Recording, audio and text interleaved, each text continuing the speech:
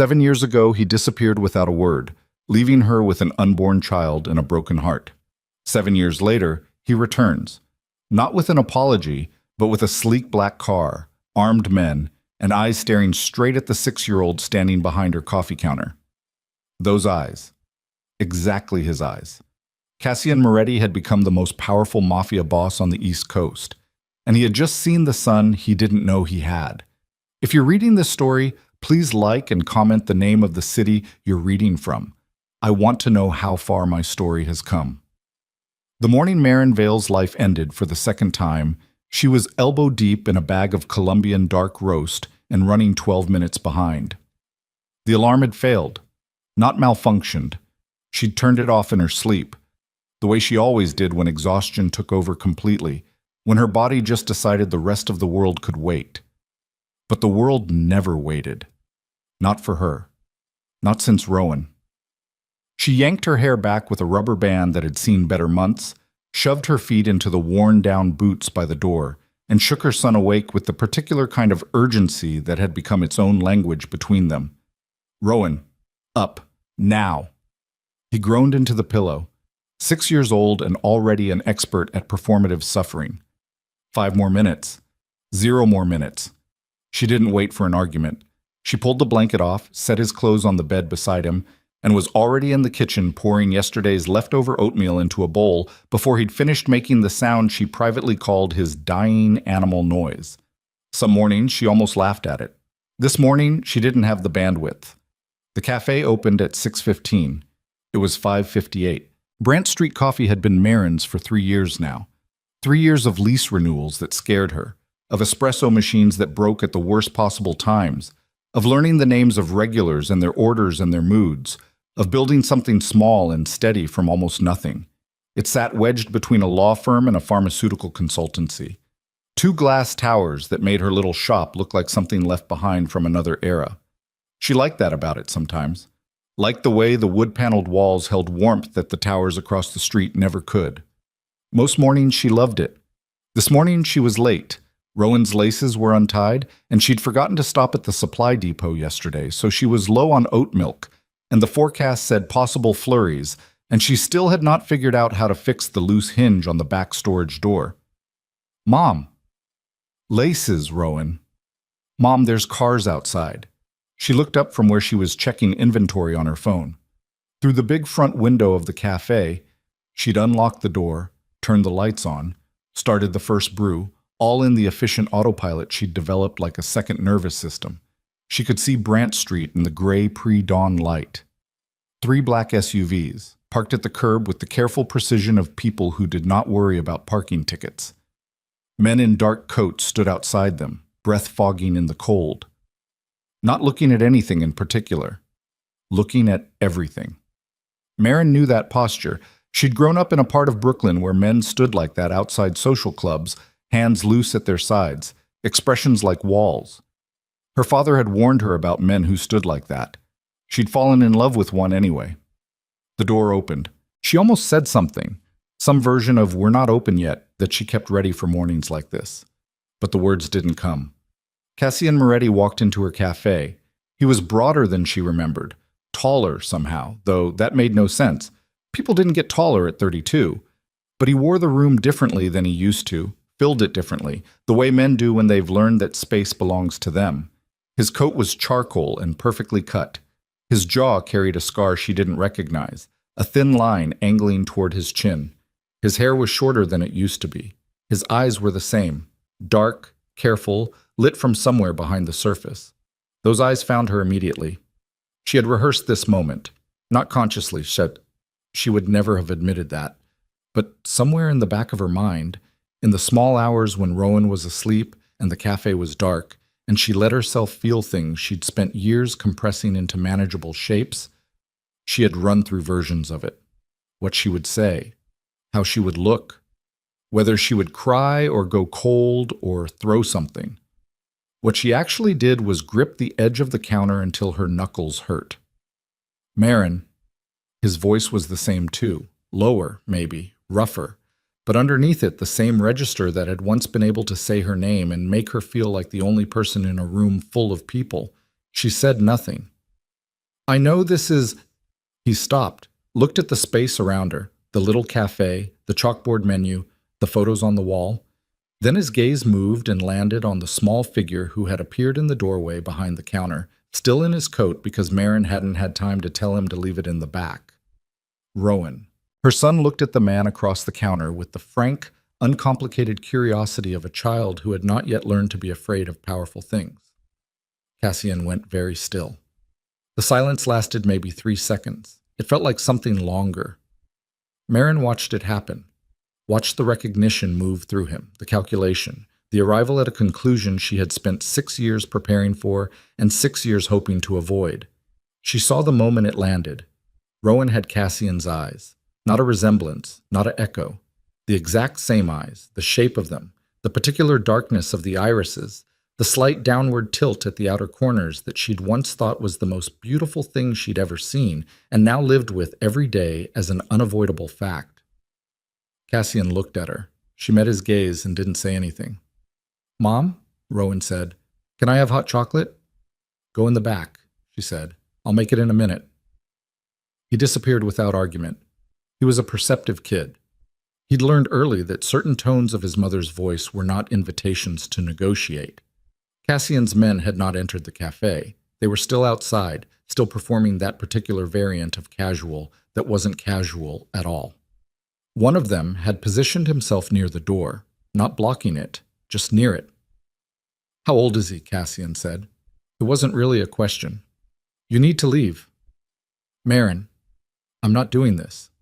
She turned away from him, pulled the portafilter, tapped the grounds, did the series of familiar motions that her hands knew without her brain's involvement. "I'm not doing this today, or any day. You need to take your people and your cars, and whatever this is, and leave my shop. He's mine." She slammed the portafilter onto the machine harder than she meant to. The sound was sharp in the quiet cafe. "He is mine," she said. "He has been mine for 6 years. All 6 of them. Every fever, every nightmare, every first day of school, every 3 a.m. when I didn't know how I was going to make rent, and also keep a child alive, and also keep this place running. Mine." She turned back around. "You don't get to walk in here and claim something you walked away from." Something moved through his expression. Not guilt, exactly. Something harder than guilt. "I didn't walk away. I know what I saw. I know what happened." "You know what you were shown." He stepped closer to the counter, close enough that she could see the scar properly now, could see there were other signs of damage on him. Something off about the way he carried his left shoulder, a story written in the set of his jaw that she didn't know how to read yet. "I need you to listen to me, not because of history, because of right now. Because there are people who know about you and about him, and they are not the kind of people who stop." The bell above the door sounded. Her first regular of the morning walked in. Marcus, the junior partner from the law firm next door, who ordered an Americano every day and always said the same thing about the weather. He stopped when he sensed the atmosphere, eyes moving between Marin and the man at the counter, then said a careful good morning and stood slightly to the side, studying his phone. Cassian did not look at Marcus. He kept his eyes on Marin. "I'm not asking for what we had," he said, quiet enough that Marcus couldn't hear. "I'm not asking you to forgive anything. I'm asking you to let me explain. One conversation. And then if you want me gone, I go." She made Marcus's Americano on autopilot, took his payment, said something about the weather that she immediately forgot. Watched him leave. Then she looked at Cassian and said, "Talk." He did.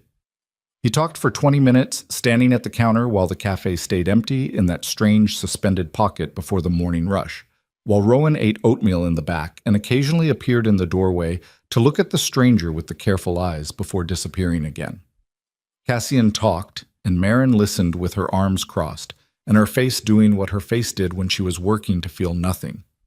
7 years ago, he'd been 25 and just beginning to understand what it meant to inherit his father's position in the Moretti organization. Not yet the machine he was now, still learning the weight of it, still making the mistake of trusting people he'd known all his life. He and Marin had been 2 months from leaving together. She'd had a job offer in Chicago. He'd been ready to walk away from everything, which in retrospect he understood had made him dangerous to certain people. Someone had intercepted his messages. Someone had manipulated evidence and arranged for a series of events that left him unconscious in a hospital in Trenton, stripped of his phone and ID, with no way to reach anyone who mattered. And when he'd finally recovered enough to come back, he'd been told, by people he trusted, people he later discovered had been compromised, that Marin had left, that she'd taken the Chicago job, that she'd moved on. He'd believed it because he'd thought he understood her, because leaving was what people did. "I didn't leave," she said. "I know that now."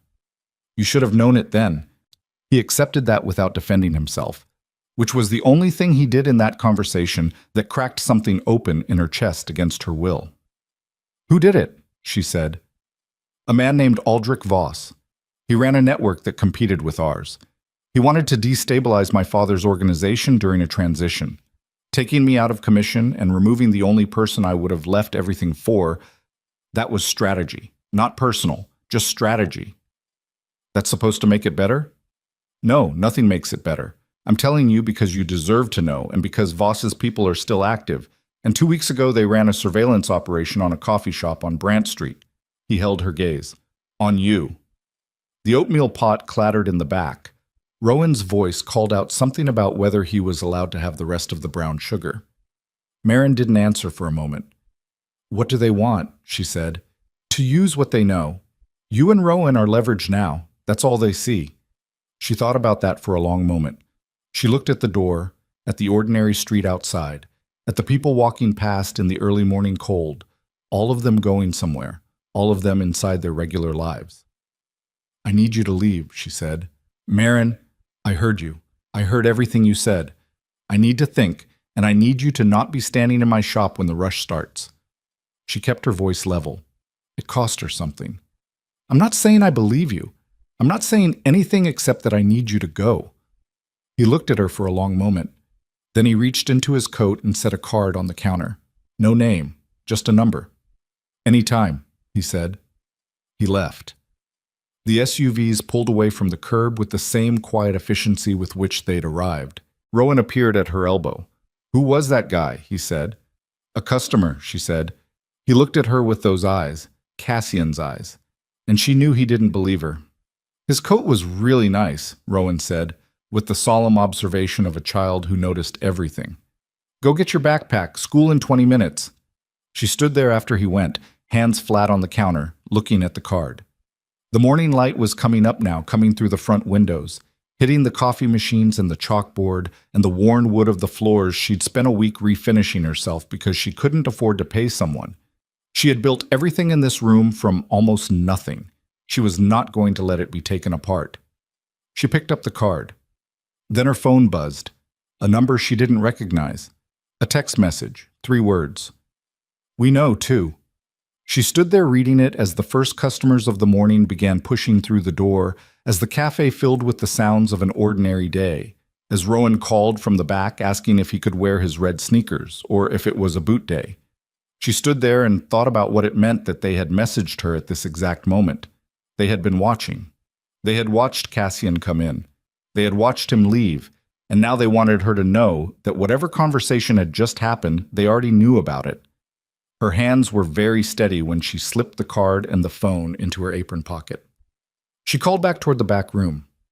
"Red sneakers," she said. "Definitely a red sneaker day." Her voice came out calm. Inside, something that had been sleeping for 6 years was waking up, and it did not feel like hope. Marin read the text 4 more times before the morning rush swallowed her whole. She moved. She had to move.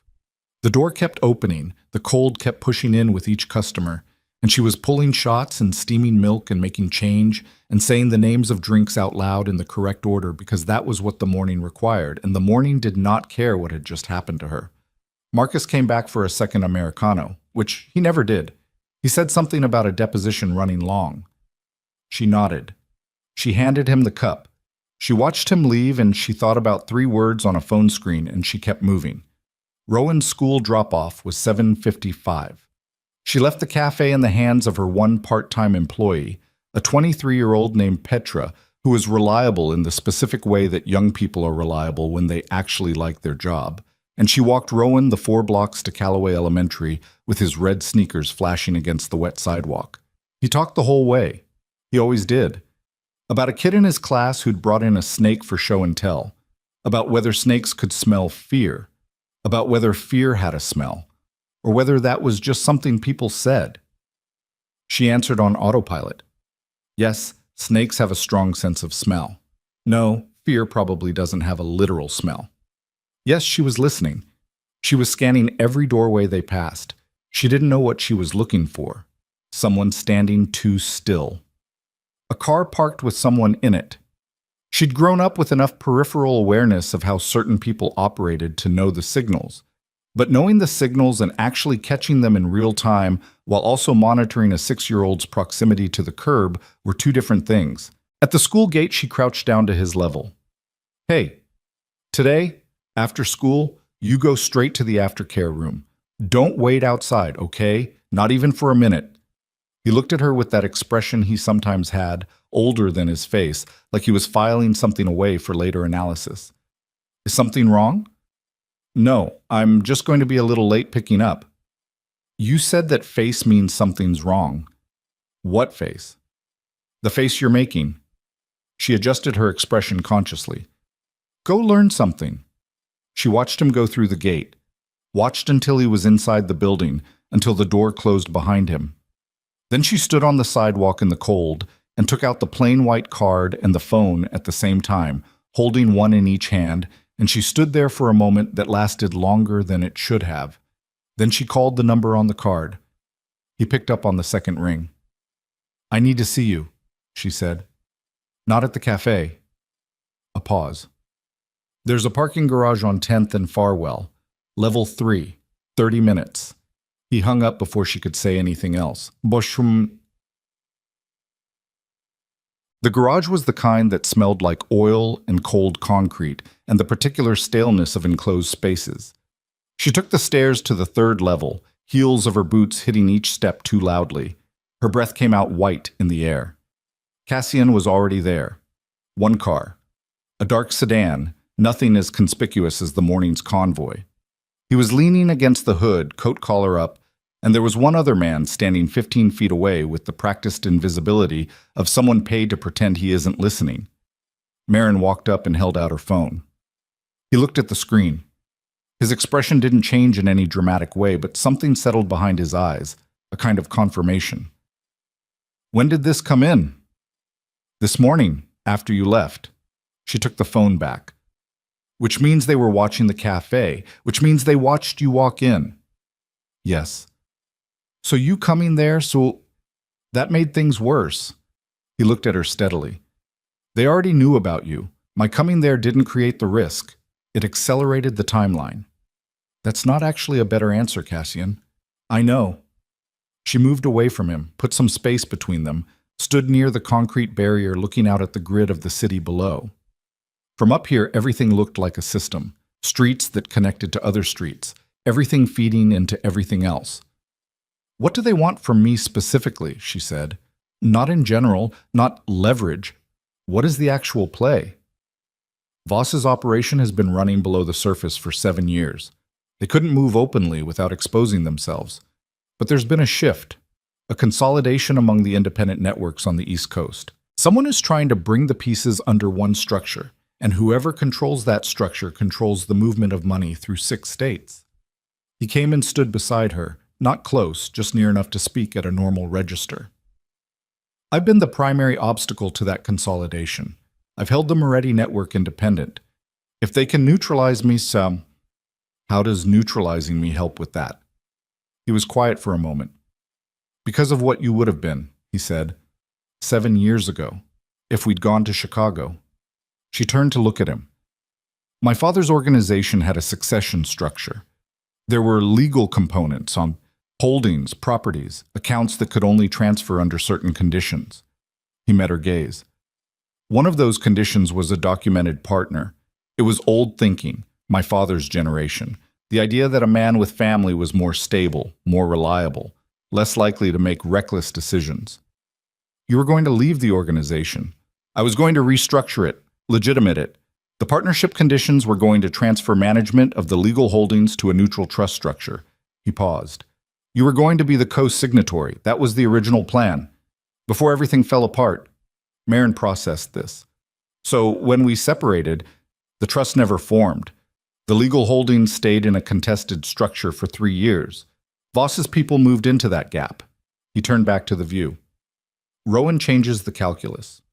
With documented paternity, which they will be able to establish whether we cooperate or not, there are inheritance provisions in my father's original estate structure that create new legal complications for anyone trying to claim the consolidated network. He's 6 years old. I know. He is not a legal instrument. I know that too. His jaw tightened. I'm not asking you to use him as one. I'm explaining why they see him that way. What I'm asking, the only thing I'm asking right now, is that you let me put protection in place while I work out how to resolve this. Your kind of protection. The effective kind. She turned to look at him fully then, and she let herself do something she'd been carefully not doing since he'd walked into the cafe. She looked at him the way you look at someone you used to know completely, searching for what was still there and what had been replaced. The scar. The set of his left shoulder. The way he stood with his weight slightly back, like someone who'd learned to always be ready to move. The eyes that were still the same eyes but had seen more things than she wanted to catalog. I don't trust you, she said. Flat, not cruel, just factual. I'm not asking you to. I don't believe everything you've told me. Also reasonable. And I hate that you're the one standing here offering me a solution because the only reason I need a solution is you. Something crossed his face at that. It wasn't guilt exactly. It was more like the expression of someone absorbing a punch they know they earned. Yes, he said. She looked away. I need to pick Rowan up at 3:15. I need the cafe to not fall apart because I'm the only person who can fix the espresso machine when it jams on the second group head. I need... She stopped, pressed her fingers against the cold concrete barrier. I've been doing this alone for 6 years, and it has been the hardest thing I have ever done in my life, and I got through it. I don't need someone coming in now and telling me I need rescuing. You don't need rescuing. You need information and resource, and I have both. He kept his voice level. It's not about what either of us needs from the other. It's about what Rowan needs, which is to be safe. The sound of his name in Cassian's mouth was something she hadn't prepared for. It had a weight to it that she couldn't account for rationally. Some frequency that bypassed everything she'd constructed to stay unaffected. She didn't say anything for a long moment. Then her phone buzzed again. A photo this time. No message. It was Rowan at the school gate this morning. Time stamped 7:58. Taken from across the street, zoom cropped, but clear enough to see his red sneakers. Her hand on his shoulder, her face in profile. Her vision went briefly white at the edges. Cassian looked at the phone over her shoulder. She heard his breath change, just slightly, just enough. Level of personnel you have available right now, she said. Her voice was very controlled. Significant. The school. Right now. He already had his phone out. He was already talking before she'd finished the sentence. A series of brief instructions in a voice that had no hesitation in it at all. And she watched him and understood viscerally for the first time what it actually meant that he was what he was. Not as an abstraction, not as information she'd received this morning, but as a lived reality, a man who could make things happen in the physical world with a phone call and a certain tone of voice. They were moving toward the car before he'd even hung up. Rowan was safe. He was in the aftercare room, eating a graham cracker, apparently unaware that anything was unusual about the two serious-faced men who had positioned themselves at the exterior doors of Callaway Elementary at approximately 9:20 a.m. Marin sat in the sedan in the school's parking lot and let herself feel the adrenaline leaving her body, which was a process that hurt in a specific way, a slow collapse of tension that left her exhausted down to the cellular level. She pressed the back of her hand against her mouth and breathed through it. Cassian was on his phone in the front seat, 2 feet from her, conducting what appeared to be multiple conversations simultaneously through an earpiece. She caught fragments, location confirmations, perimeter instructions. A name, Diane, repeated several times with an urgency that clarified to her how fast things were moving outside her field of vision. He finished, put the phone down, looked straight ahead through the windshield at the ordinary school parking lot, the minivans, the patches of brown grass. There were two of them, he said. On foot, separate positions. They cleared out when my people arrived. So they're not ready to move yet. They wanted you to know they could. Pressure. He turned to look at her. It's going to accelerate. They know you've made contact with me now. That changes their timeline. What does accelerate mean in practical terms? It means we have 48 hours before this moves from surveillance to direct action. Maybe less. She looked out at the school building. Somewhere in there, Rowan was eating a graham cracker and probably interrogating some other child about snakes. I can't stay in my apartment, she said. It wasn't a question. No. The cafe. Temporarily closed. I can have someone manage it. Everything will be maintained. Petra needs to be paid. She doesn't know anything about any of this. She just works there. She'll be paid. That's simple. It's not simple to me. She's 23 and she counts on that job. He absorbed that without reacting to it. She'll be paid. Every shift, no disruption to her income, for however long this takes. Marin looked at him. You could just say yes and not mean it. I know. That's not enough. I'll put it in writing if you want something to hold me to. She almost said something sharp back. Then she stopped, because she realized he wasn't being sarcastic. He was being literal. He understood that she didn't operate on trust, and he was offering her something that didn't require it. She sat with that for a moment. Where are we going? She said. A property on the Hudson, about 40 minutes north. It's secure, not because I'm telling you that, because the physical structure makes it so. Stone, set back from the road, staff on site who are not armed personnel, they're just people who work there. He looked at her carefully. You'll have your own space, so will Rowan. I won't... He paused. I'm not trying to insert myself into your life. I'm trying to keep you alive long enough for me to dismantle the organization that's threatening it. And after that, that's entirely up to you. She thought about her apartment, the 1,200 square feet she'd assembled carefully, the photos on Rowan's wall, the specific mug she used every morning, all the small objects that constituted a life. She thought about the cafe, the loose hinge on the storage door. She thought about a photograph of her son with a timestamp. We need to go get Rowan, she said. I'm not leaving without talking to him first. I'm not uprooting him from his school without some version of an explanation that's honest enough for a 6-year-old. Okay. And he doesn't meet you. Not today. Not like this. A pause. Something moved through his expression. She caught it and couldn't name it. Some response that he controlled before it could surface fully. Okay, he said again. She opened the car door and got out. She was halfway across the parking lot when she heard him get out behind her. She turned. I need you to understand something, he said. He wasn't loud. The parking lot ate the sound of his voice, left it just between them. When I found out, when I understood what had been done, I spent 2 years trying to locate you. I hired people. I looked. He held her gaze. You were very effectively hidden, not by you, by the people who wanted to make sure I didn't find you. And then, when I was finally getting close, something else was constructed to make you look like you'd moved on deliberately. A new name in Chicago's public records. A manufactured history. She stood in the cold air and listened. I am not telling you this so you'll forgive me, he said. I'm telling you because you said you built everything alone for 6 years, and I need you to know that was not the design. It was not the intended outcome. Someone worked very hard to make sure you had to do that alone, and I have been living with that knowledge for the last 2 years, and it is... He stopped, looked away. A muscle moved in his jaw. It is not something I will be able to fix. I know that. I'm not trying to fix it. I just need you to know it. The wind came off the street and cut through her jacket. She turned and walked toward the school entrance. She didn't say anything back, but she didn't tell him to stop following her either, and he did follow her 4 steps behind, all the way to the door. Rowan took the news with the particular adaptability of children who've learned that their mother's decisions are structural facts, not open for revision. She told him they were going to stay somewhere new for a little while, somewhere with a yard. He asked if there would be a dog. She said she didn't know.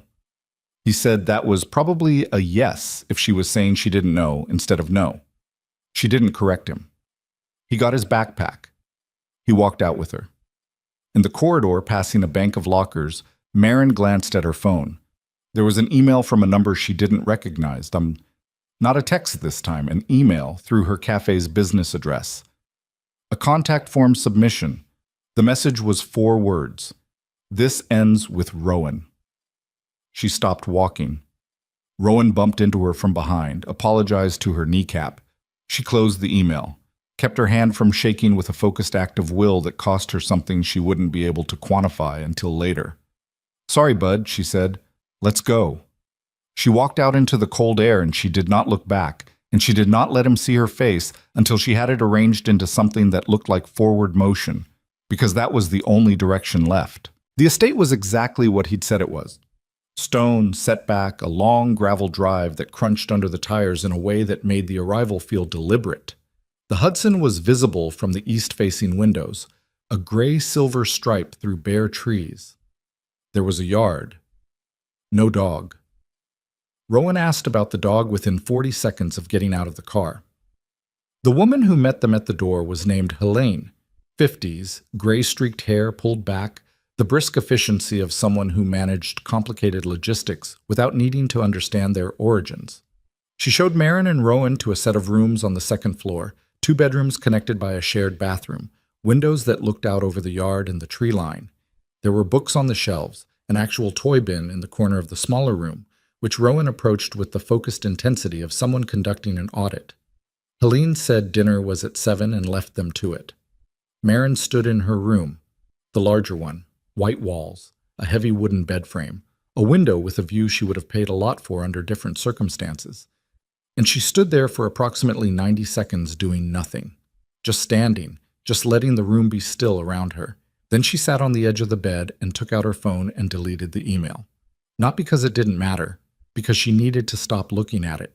She heard Rowan in the next room cataloging the toy bin aloud to himself, a running inventory of items and their respective merit.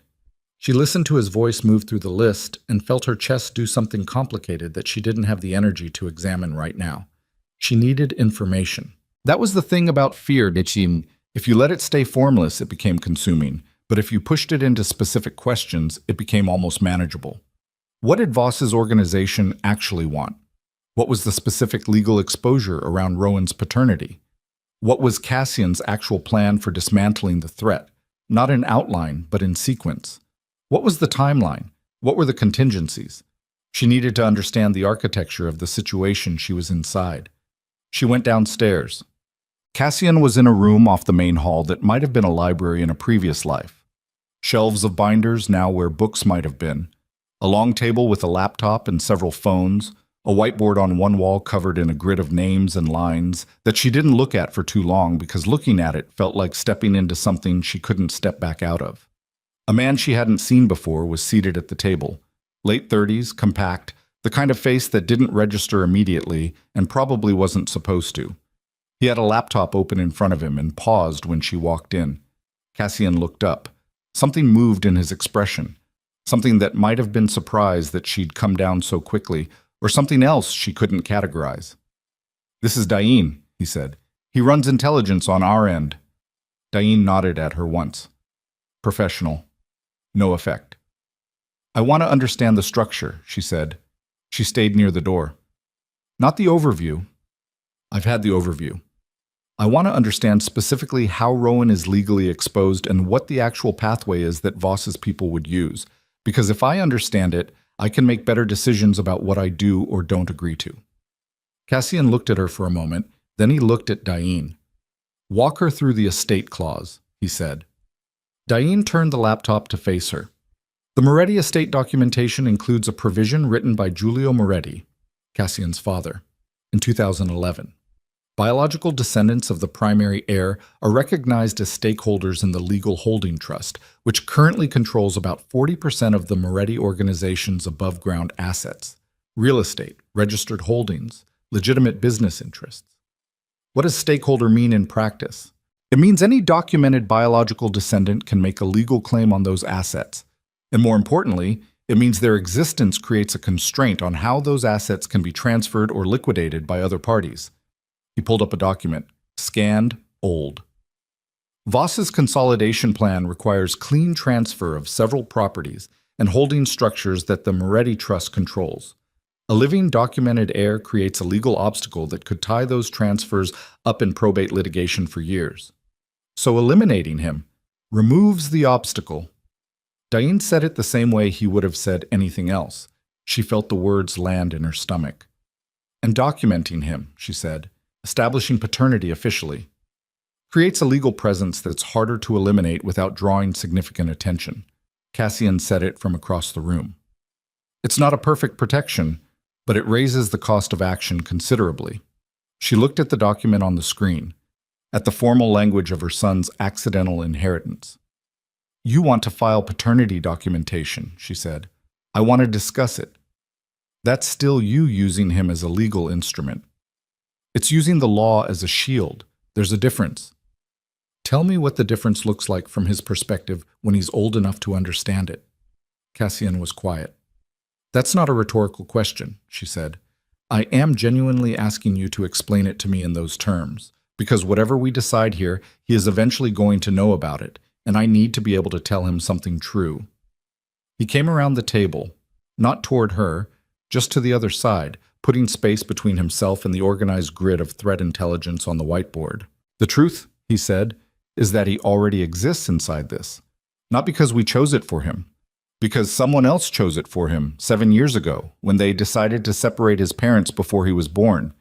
We can protect him from the immediate physical danger. We can establish a legal structure that makes him harder to threaten. And then, after, we can make decisions about how much of this world he's ever exposed to again. He looked at her steadily. That's the truth. It's not good. It's what we have. She held his gaze. She hated that it made sense. Before she could say anything, Diane said, without looking up from his screen, We've got movement. Both of them turned. Surveillance on the Brant Street property just flagged activity. Someone went inside the cafe. Police? No, bypassed the lock. Professional entry. He was typing rapidly. Camera feed from inside show. They're not taking anything. They're going through the back office. Marin's chest tightened. My files are in that office. What files? Cassian said. Business records, tax documentation, and... She stopped. Felt something cold move through her. Rowan's birth certificate. His medical records. I keep physical copies in the fireproof box under the desk. I know I should have... Those copies are what they need for the paternity documentation, Diane said. He'd gone very still looking at his screen. If they get the birth certificate, they can move first. File a contested claim, cloud the legal structure before we can establish clean documentation. How long until they're out? They're already out. He turned the laptop to show her the camera feed. A rear exit, door swinging closed. 3 minutes in and out, and... The room was quiet, except for the sound of Diane's fingers moving over keys. Marin stood in the center of it and felt the situation reconfigure around her, the walls of it shifting outward and inward at the same time. They'll move fast now, Cassian said. He was already on his phone, not looking at her. Diane, I need Heller on the estate documentation tonight, and I need eyes on the probate division contacts, see if there's already been a filing attempt. On it. Marin, Cassian looked at her. I need you to authorize a paternity test, voluntary, immediate. We need to move faster than they can. I understand. I know what I'm asking. I said I understand. Her voice came out level, harder than she intended. Tell me what I need to sign. She went upstairs to check on Rowan at 9. He was asleep, which surprised her. She'd expected to find him still auditing the toy bin. He'd folded himself under the unfamiliar blanket with the aggressive commitment he brought to sleep, one arm thrown over his face, red sneakers lined up with meticulous precision at the foot of the bed. She stood in the doorway for a moment. She thought about what it meant, what it concretely, physically, legally meant, that he was now a documented entity in a war he didn't know about and hadn't chosen. She had spent 6 years making every decision about his life, and she had not always made good ones, but she had made them with his interests as the fixed point, the thing every other consideration orbited. And now the fixed point was the target. She went back to her room. She did not sleep. At 2 in the morning, her phone lit up. Cassian's number. "Come down," he said. "You need to see something." Diane had the whiteboard reconfigured. Some of the names had moved. 3 new ones had been added in the upper left quadrant, connected by a line she didn't immediately understand. Cassian was standing with his arms crossed, looking at a printed photograph on the table. He looked up when she came in, and she saw something in his face she hadn't seen before. Not fear exactly. Cassian Moretti did not appear to produce fear the way other people did, but something adjacent to it, something that was its high-functioning cousin. "Sit down," he said. "I'll stand." He looked at her for a moment. Then he picked up the photograph and held it out to her. It was a surveillance photo, grainy, taken from a distance, the particular washed-out quality of a long lens shot in low light. 2 men at a table, a restaurant she didn't recognize. She recognized one of the men immediately, Aldrich Voss. She'd seen photos of him since last night, had built his face into her internal map of threats. The other man took her longer. He was older in the photo than she remembered him, but she'd last seen him 8 years ago, and people changed. His name was Frank Calder. He'd been her father's business partner for 12 years. He'd been at her parents' dinner table more times than she could count. He'd given her a card when she graduated college. She'd invited him to the cafe opening. He had not come to the cafe opening. He'd sent flowers and a card. She looked at the photograph. "When was this taken?" Her voice was very level. 4 months ago. Diane said it from his corner, not looking at her. "The relationship goes back further. We're tracking communications going back at least 6 years. 6 years. He introduced me to the cafe location," she said. "Not to anyone in particular, just placing the fact in the room. He told me about the Brant Street space. He said it was a good deal, below market rate, because the previous tenant had left in a hurry." She heard herself talking and felt very far away from the sound. "I thought he was doing me a favor." "He was placing you," Cassian said, "somewhere visible, somewhere that could be monitored." "He knew where I was the entire time." "Yes." "My father—" She stopped. "Does my father know?" Cassian looked at her with something in his expression that she did not want to interpret. "Cassian, we don't have evidence that your father was a willing participant. The communications we've intercepted suggest Calder was operating independently. That's not what I asked. We don't know the full scope." She set the photograph back down on the table. She did it carefully. She was aware of doing it carefully, of the way her hand was not shaking when it should have been, of the strange controlled calm that was moving through her, which she recognized as the particular state that came when something was too large to metabolize immediately, and her system simply stepped around it to keep functioning. Frank Calder had not given her a good deal on a cafe space. He had built her a cage and put her in it where she could be watched. "What does he get from this?" she said. "Position," Diane said. In the new consolidated structure Voss is building, Calder runs the legitimate business interface. He's the above-ground face of money that needs to look clean. He's been positioning for that role for a decade. He pulled up a network diagram. And your continued proximity to the Moretti situation, through you, through Rowan, gives him ongoing leverage he can sell to Voss as intelligence access. He's been selling us. Yes. She turned and walked to the window. She looked at the dark tree line, the invisible river beyond it, the specific texture of a night that had stopped being the same night it had started as. Calder had been at her parents' table. He'd been a weight-bearing wall of her adult life, a familiar presence she'd never interrogated because he was always just there, benign, consistent. He'd steered her without her feeling the hand on the wheel. "He knows we're here," she said. The silence that followed was answer enough. She turned from the window. "How many people in your organization know about this location?" she said to Cassian. He looked at her. Something shifted in his expression, a particular kind of alertness. "A controlled number," he said. "Personnel who have been with me." "How many?" 12, including people in this room. "And how many of them have contact with anyone outside your direct chain?" She watched him think through it, watched him start to arrive somewhere he didn't want to arrive. "We have a security protocol," he said slowly. Location details are compartmentalized. But Calder has been running intelligence on your organization for 6 years, she said. So the question isn't whether your protocol is good in theory. The question is whether anyone in your 12 has been turned. She looked at him steadily. You need to think very carefully about who knew we were coming here before we arrived. Who made the arrangements?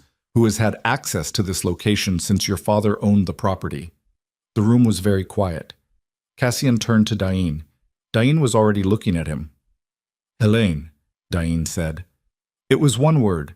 It landed in the room like a stone dropped into water. Cassian moved to the door and was in the hallway before Marin had processed it, moving fast and controlled, and she heard him take the stairs 2 at a time, heard a door somewhere above, heard his voice, no longer careful, no longer the measured cadences he'd been using all evening, but something stripped down and direct, and Helene was not in her room. Cassian stood in the open doorway, one hand on the frame, and looked at the made bed, the empty chair, the coat hook with nothing on it.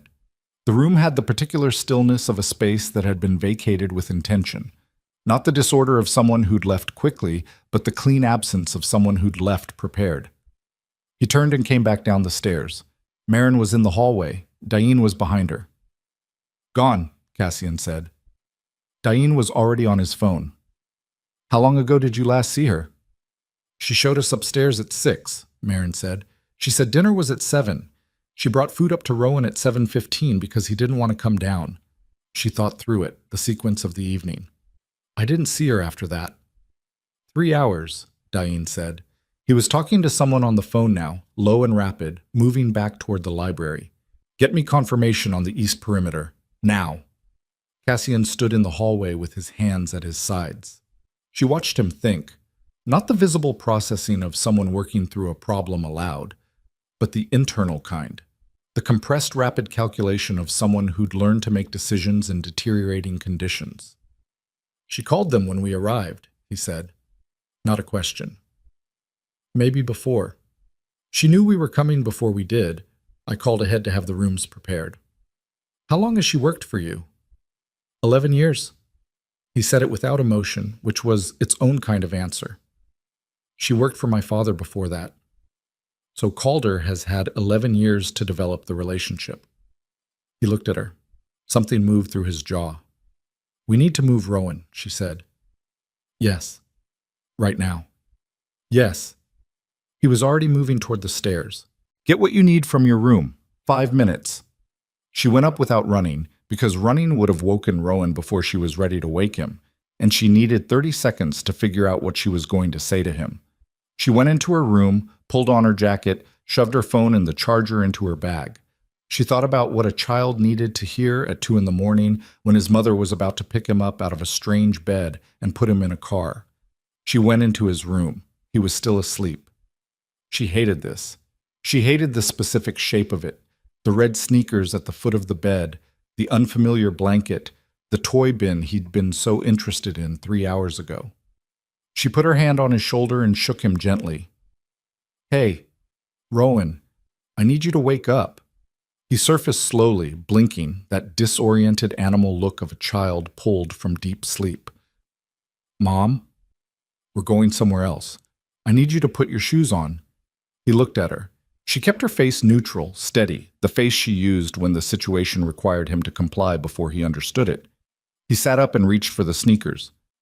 Good kid. God, he was such a good kid. She had him downstairs in 4 minutes. Cassian was already at the door with Dain and one other man she didn't know. Reyes, she'd learn his name later, a former federal contractor with hands that looked like they'd been broken more than once. A dark SUV was in the drive, engine running, different from the vehicles they'd arrived in. They moved. The secondary location was 40 minutes further north, a converted farmhouse set on 12 acres that had no connection to the Moretti name. It was held through a shell company that had been dormant for 3 years, activated by a phone call Dain made en route.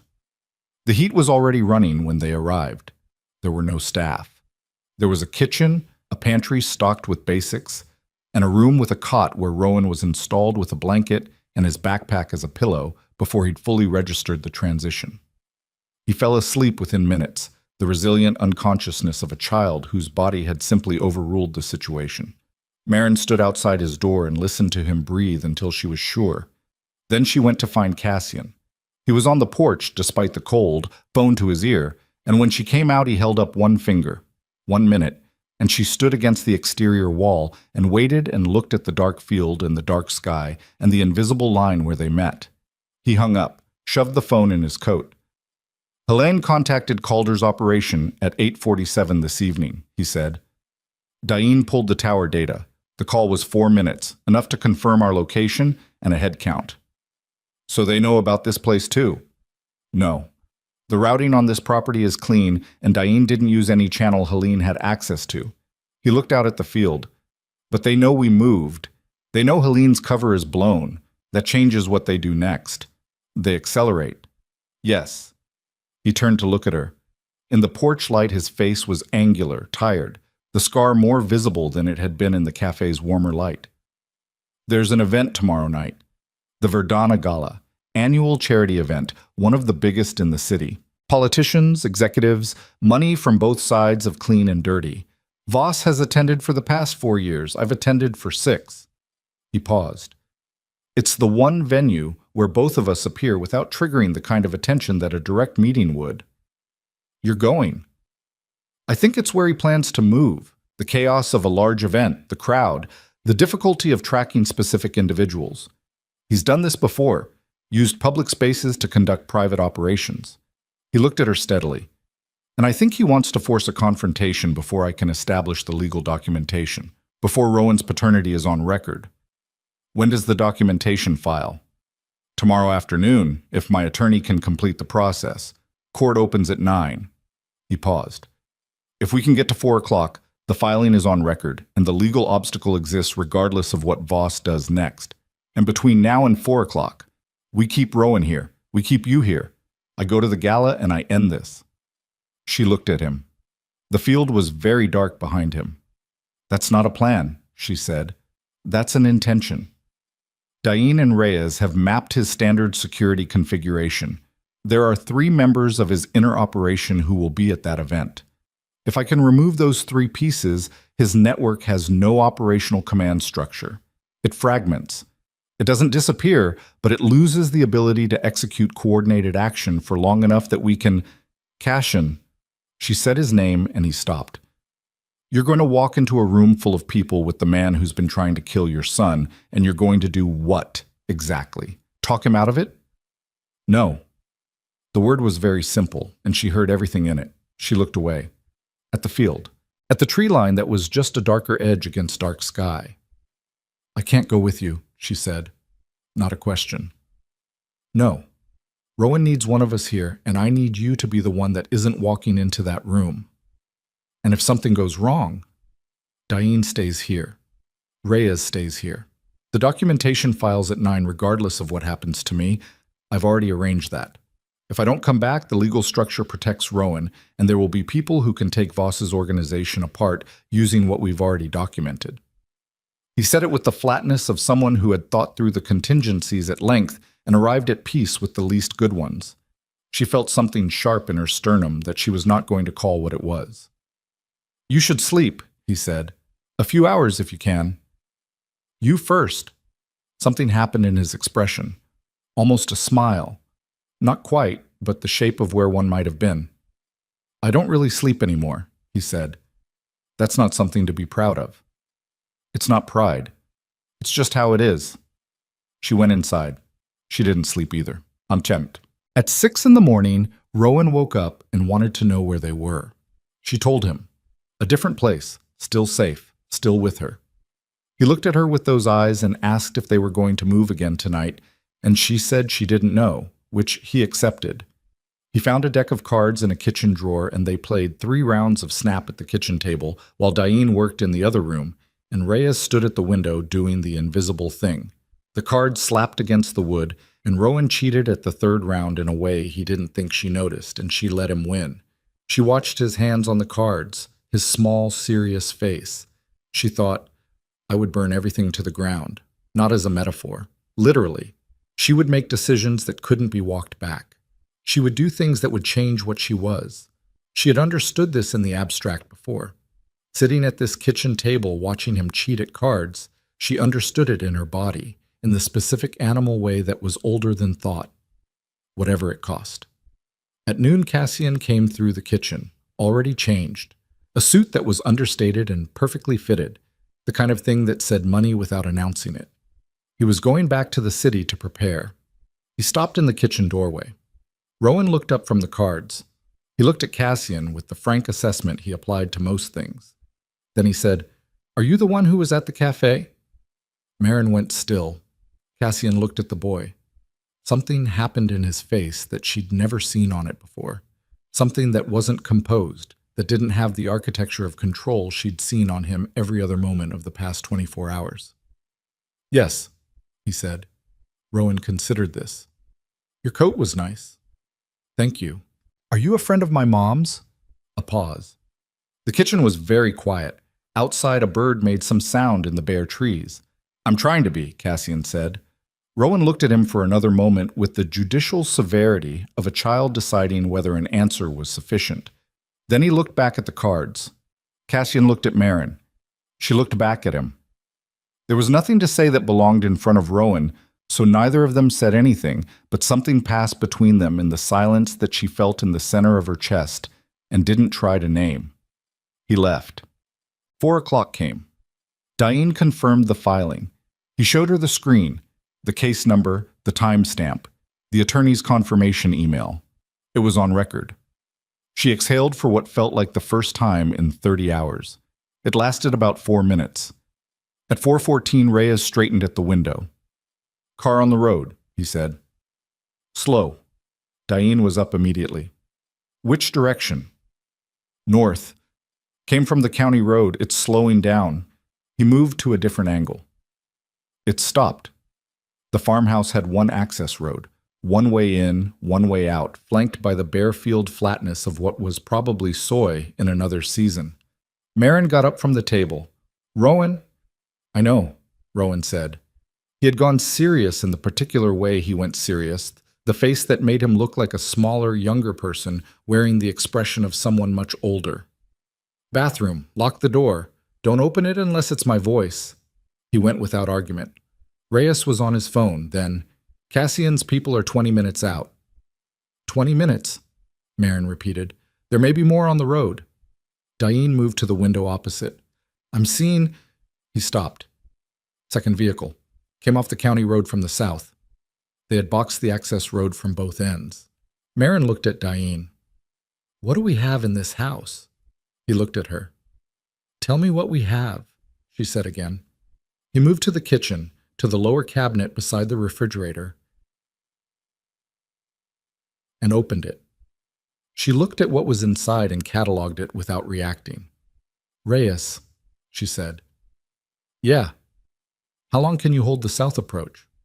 "If they're not heavy, 10 minutes. If they're heavy—" He didn't finish that. "Diane takes the north. You take the south. I take the inside." "You're not—" Diane started. "Rowan is in that bathroom. There is no version of this where I'm not between him and whoever comes through that door." She kept her voice flat. "Tell me what I need to know about the layout, every exit, every blind spot, right now." She did not shake. Her hands were steady when she took what Diane gave her from the cabinet. Her hands had been steady in the worst moments of the last 6 years, when the first lease renewal came in with a number she could barely cover, when Rowan had his febrile seizure at age 2 and she'd driven to the ER alone at midnight, when she'd looked at her bank account the week after the espresso machine broke and done the math and done it again. Her hands had learned how to be steady because she'd had no one to hand the weight to. She was not handing it to anyone now either. She positioned herself in the hallway between the kitchen and the bathroom door. The afternoon light was flat and gray through the farmhouse windows. Outside, she heard a car door. Reyes moved to his position. Diane moved to his. Her heart was enormous in her chest, taking up more room than it should. She breathed through it, measured, the way she'd breathed through other things that had tried to break her. A sound at the north-facing window, not the door, not yet. The window. Then the front door handle, and then every sound compressed into simultaneity. The door and the window and Reyes's voice from the south, and something that was either a vehicle or her own blood in her ears. And she thought, in the half second before the door opened, about a 6-year-old behind a locked bathroom door with red sneakers and a deck of cards in Cassian's eyes, and the door opened and she was already moving. The first man through was big, professional, the tactical kind of entry that said training. He came in low and fast and swept left, and she was on his right, which was the side he hadn't swept. And she did the only thing available to her, which was the thing Diane had shown her at the cabinet, and it worked because she was close enough and fast enough, and because the particular violence of someone defending a child behind a locked door is not the same as any other kind. He went down hard. The second man stopped in the doorway when he saw her. She had 3 seconds before he recalculated. She used them. The hallway was narrow, and that helped. The farmhouse was old construction, the walls thick plaster over lath, and when the second man's shoulder hit it, the sound was enormous in the confined space. She was smaller than both of them, and she understood that and used it. Stayed low, stayed inside his reach, made herself the problem in the space directly in front of him until she heard Reyes from somewhere behind her. And then the second man stopped being a problem for different reasons.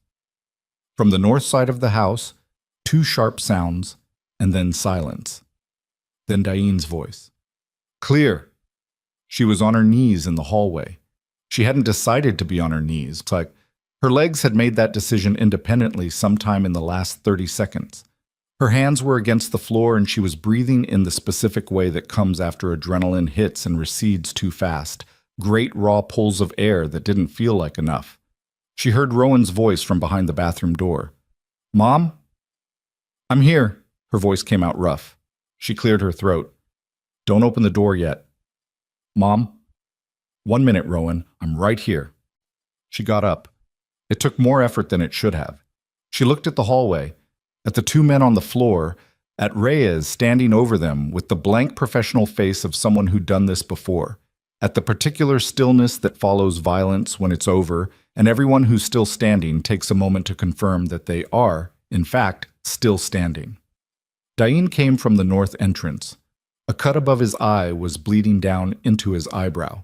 He pressed his sleeve against it without seeming to notice. One vehicle approached and held, he said. They weren't expecting us to be fortified. When the entry team went down, they pulled back. He was on his phone again. Cassian's people are 6 minutes out. Calder, she said. Calder was in the second vehicle. He's gone. She stood in the hallway and felt that.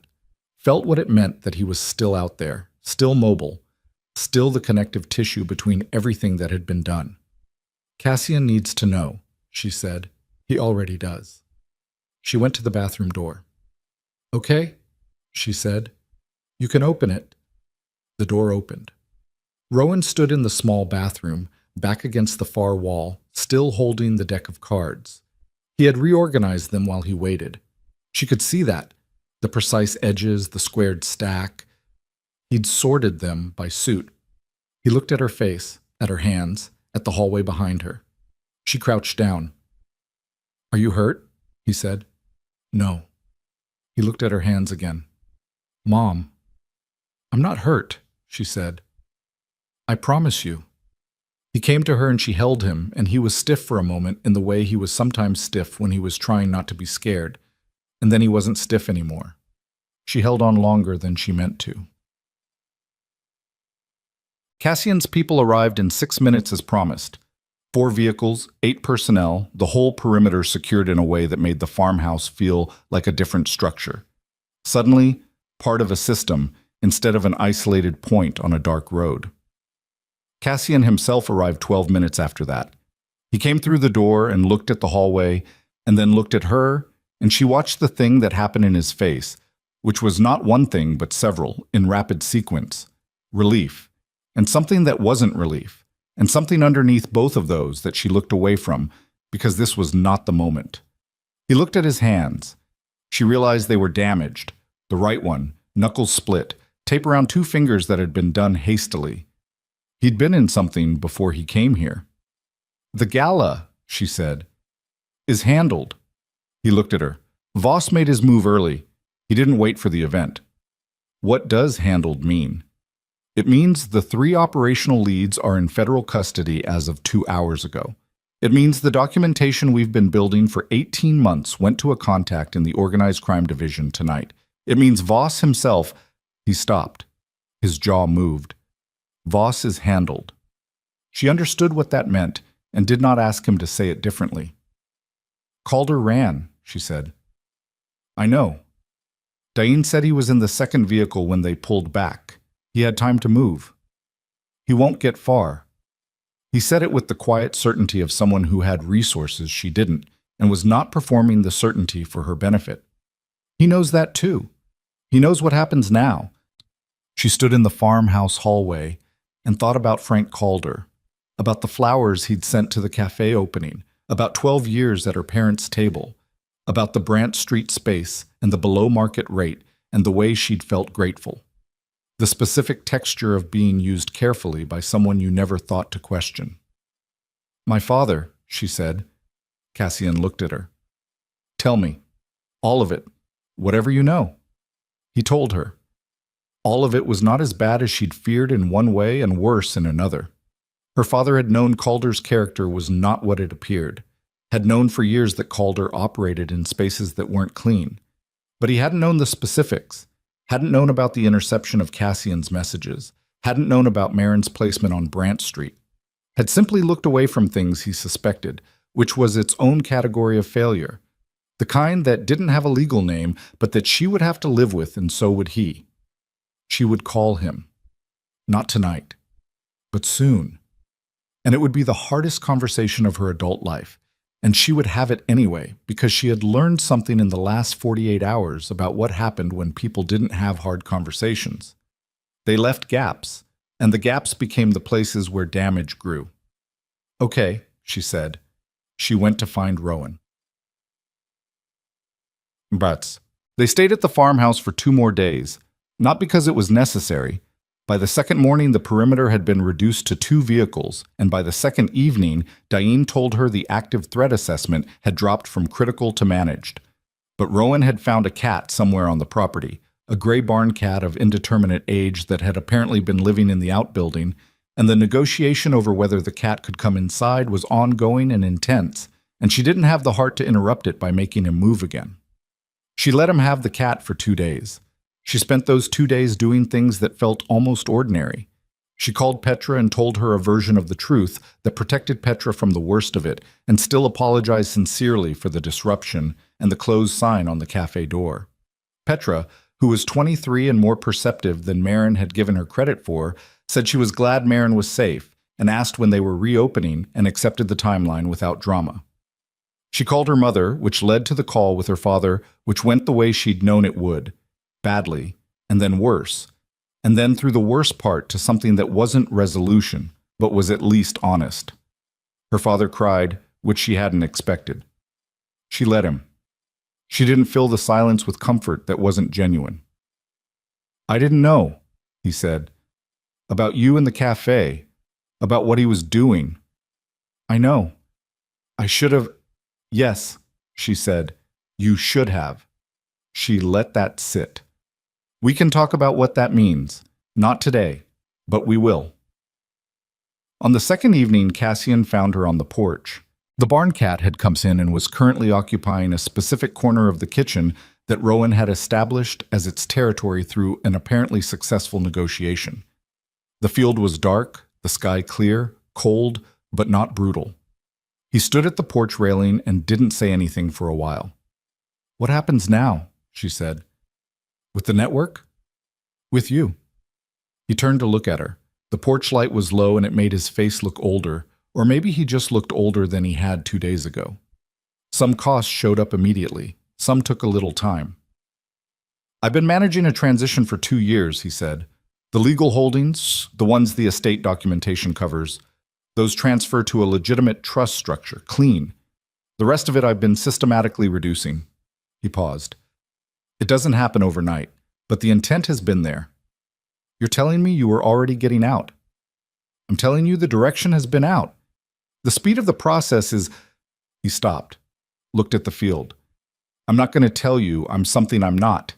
I've done things. The organization I run has done things. That doesn't get erased. He met her gaze. But the direction is what it is. She looked at him for a long time. She thought about the version of herself that had stood in the cafe 7 years ago, hoping he would come back, the way she'd grieved him, the way she'd eventually stopped grieving and started building, because the building was the only thing that kept her, and then kept her, and Rowan, and she had built genuinely, and what she'd built was genuinely hers. She thought about a photograph with a timestamp on a morning that felt like a year ago. "I don't know what I want from you," she said. "I want to be honest about that." "Okay. I know what Rowan is going to want. He's 6 and he's already—" She stopped, shook her head slightly. He sorted the cards by suit while he was waiting behind a locked door. He's going to have opinions about this situation. Something happened in Cassian's face that was closer to a real expression than most of what she'd seen from him. Something that came from a place he didn't usually open. "He's remarkable," he said. "I know." The word came out quieter than she intended. "I made him. I didn't have a lot of help." "I know. I need you to know that when I say I don't know what I want, that's not about him. He will have access to you. I won't use him as a barrier or a weapon. That's not who I am." She looked at the dark field. "I just need you to understand that I am not the same person I was, and you are not the same person you were, and we're not recovering something. If there's anything here, it would be something different, something that starts now." He was quiet for a long moment. "That's more than I expected," he said. "Don't mistake honesty for a yes." "I won't." She went inside. Frank Calder was apprehended 11 days later in a rental property in coastal Maine.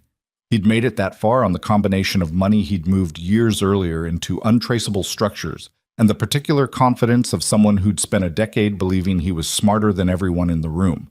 He wasn't wrong about the money. He was wrong about the intelligence. She didn't follow the legal proceedings closely. Diane sent her periodic updates because she'd asked for them, not because she needed to read every filing, but because she needed to know the shape of it, the structure of accountability closing around the thing that had been done. Her father cooperated fully with the organized crime investigation. It cost him his partnership with 2 financial entities he'd spent decades cultivating. He accepted that without trying to negotiate a different outcome. She didn't know what to do with that exactly, but she filed it in the place she kept the things she hadn't resolved yet, and that were waiting for her to grow more capacity.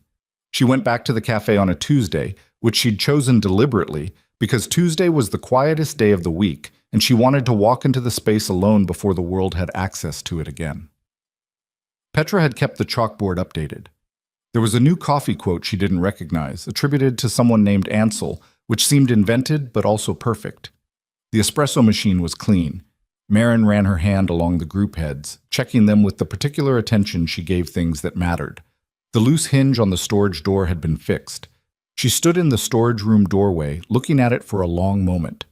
She didn't know who had done it, and the not knowing felt like something she could live with. She opened the cafe on Thursday. Marcus came in at 7:15 and ordered his Americano and said something about the weather. It had warmed, a January thaw that wasn't going to last but felt like a promise. And she made his coffee, and he paid and left, and the morning moved the way mornings moved. At 8:45, a woman came in with a child about Rowan's age, and they sat at the window table. And the child kept turning around to look at the coffee machines, and Marin watched them from behind the bar and felt something settle in her chest that she recognized as the return of something she'd thought might be permanently displaced. She was still here. The cafe was still here. That was not a small thing. The first Saturday in March was cold and bright, the particular quality of early spring light that was more honest than it was warm.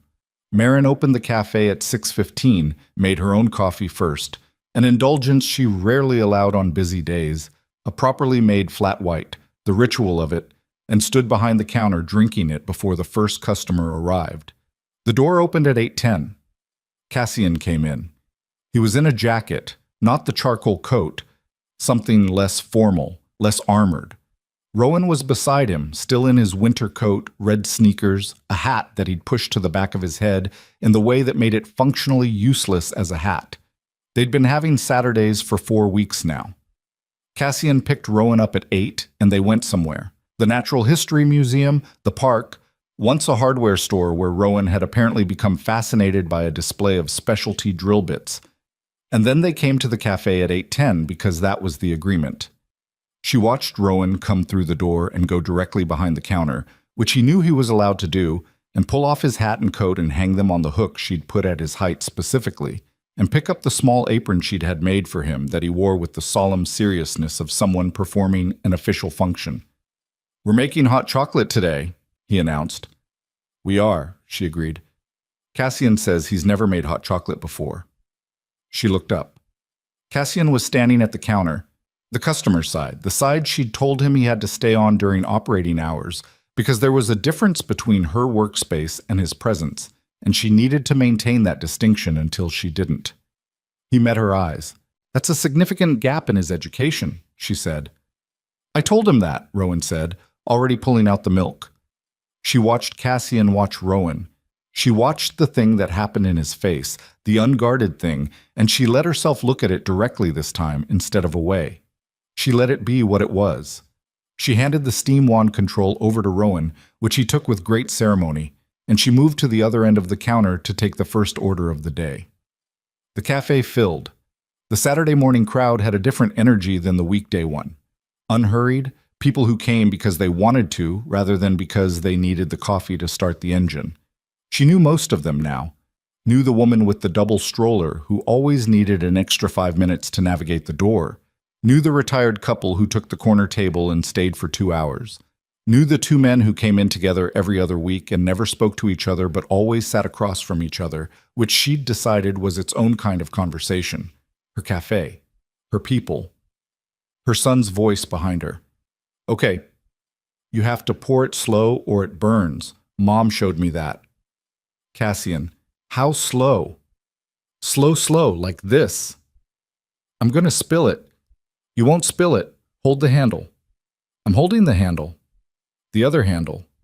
She kept her face to the room and let herself smile where no one could see it, except the woman with the double stroller who caught it and smiled back with the recognition of someone who understood what it meant when a person looked like they'd made it through something. An hour later, the rush had settled into the comfortable middle of a Saturday morning, the cafe doing what she'd built it to do, and she looked across the counter and saw Cassian helping Rowan wipe down the service area with a cloth. Both of them focused on the task with the particular shared absorption of people learning a new thing together. No cars outside. No men in coats on the sidewalk. She'd spent a week watching the street like that, the reflex trained into her by 48 hours that would take a long time to fully unknit. It was getting better. Most mornings she looked at the street and it was just a street. She picked up her coffee. It was still warm. She thought about what she'd said to Cassian on the farmhouse porch. If there's anything here, it would be something different, something that starts now. She'd meant it as a warning, a fence around what she wasn't ready to give. But standing in her cafe on a Saturday morning with her son's voice and Cassian's careful presence in her peripheral vision and the particular light coming through the big front windows that she'd chosen specifically because of how it fell at this hour, she thought maybe she'd also been telling herself something. Not a yes. She'd been honest about that. But a beginning, the kind that started now, in the ordinary, in the steam and the coffee smell, and the sound of the door opening again to let in more cold air and more people. She turned to take the next order.